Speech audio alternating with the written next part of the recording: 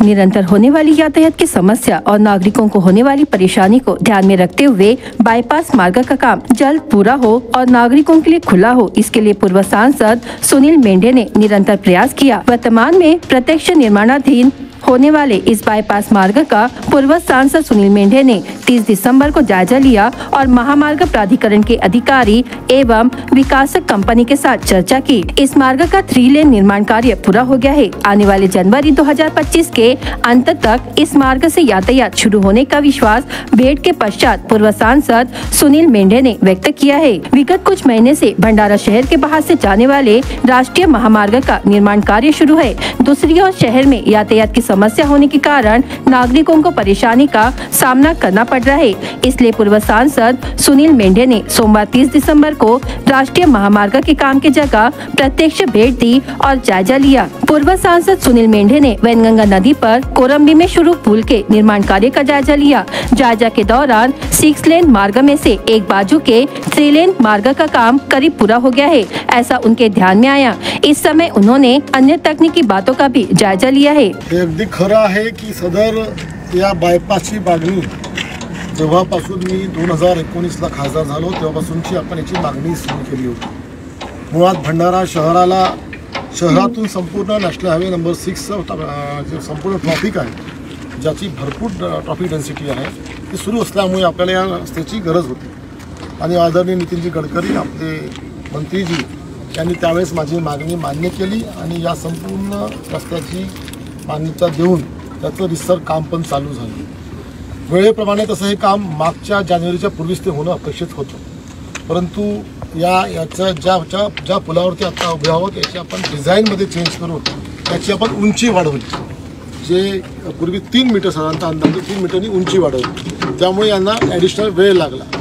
सोबतच आपल्या भेलेवाड्याला तिथून काही प्राणी साधारणतः दुसऱ्या दोन्ही बाजूला या बाजूनी त्या बाजूला प्राणी जातात, वन्य प्राणी जातात, त्यांच्या सोयीकरता अजून एक एक्स्ट्रा ब्रिजची आपण मागणी केली। त्याच्यामुळे साधारण थोडासा याला वेळ झाला।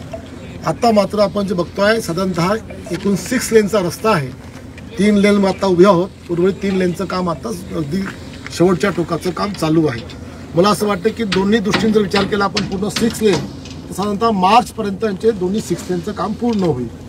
आपला आग्रह असा आहे, लोकांची मागणी आहे, कलेक्टर असोत किंवा नॅशनल हायवेचे सगळे इंजिनियर लोक असे आहेत की आपण ज्या लेनवरती उभे आहोत 3 लेनवरती याचं काम जवळपास 100% काम जवळपास झालेलं आहे। फक्त एक्सपान्शन जॉईंट तेवढंच काही ते बाकी आहे, जे कधीही 15-20 दिवसात होऊ शकेल। आपली मागणी अशी आहे की या रस्त्याचं किमान 3 लेन यांनी ताबडतोब सुरू करावे आणि उर्वरित ब्रिज यांनी मार्च नंतर सुरू करावा। कॉन्ट्रॅक्टरची अडचण अशी आहे की बा याच ब्रिजवरून त्यांना तिथे सामान न्यायचं आहे।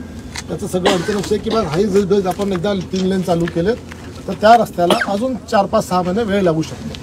त्याच्यात आपण तोडगा काढू आणि शक्य तितके लवकर साधारणतः महिन्यात 1.5 महिन्यात साधारणतः 3 लेन तरी आपण चालू करू असा आपला आग्रह आहे।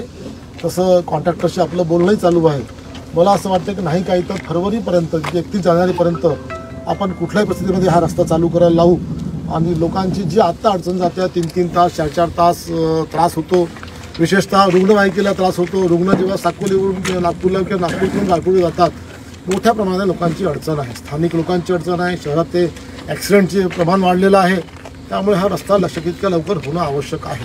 म्हणून तरी एक आपण मान्य केलं पाहिजे की गेल्या आपण वारंवार पाठलाग केल्यामुळे आणि नितीनजींनी स्वतः लक्ष घातल्यामुळे एक संपूर्ण हाई ब्रिज, लाखणी, साकोली, देवरी हे सगळे ब्रिज येणाऱ्या नजीकच्या काळामध्ये सगळे ब्रिज थ्रूआउट होऊन नागपूर ते रायगडची ट्रॅफिक मोठ्या याला गती पण मिळेल आणि लोकांची पण सोय होईल।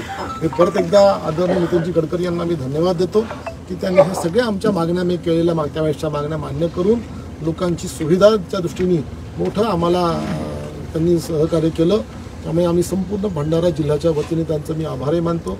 आता आपल्या या कंत्राटदारांना पण एवढंच सांगू शकतो की आपण जितक्या लवकर होऊ शकेल तितक्या लवकर हा रस्त्याचं काम पूर्ण करून आम्हाला हा रस्ता मोकळा करून द्या अशी आपण मागणी त्यांच्याकडे करू। आणि आपण जे नॅशनल हायवेचे इंजिनियर्स आहेत, त्यांचे अधिकारी आहेत, अधिकारी आता माझ्यासोबतही आहेत, त्यांचं तेच मानस आहे की आपण तितक्या लवकर दिवस रात्र काम करून ह्या रस्त्याला मोकळं करतो। मुळात माझ्या पत्नीची ती कल्पना होती की त्या मंदिराचे देवस्थान आहे, मातेचं देवस्थान आहे, त्या मंदिराच्या देवस्थानाला थोडीशी जागा मागून बाजूला आपण तिथे एक चांगलं फाउंडेशन तयार केलं आणि या पुलावरून या पुलाचा जो काही नदीचा आमचा देखावा आहे, निसर्गरम्य जागा आहे, आणि एक सुंदरसं असं लोकांना जाते ते वेळेस आमच्या शंकराचं दर्शन व्हावं असं करून आपण त्या मोठ्या उंचावरती बसलेले शंकराची मूर्ती जी आपली तयार झाली सुरू आहे.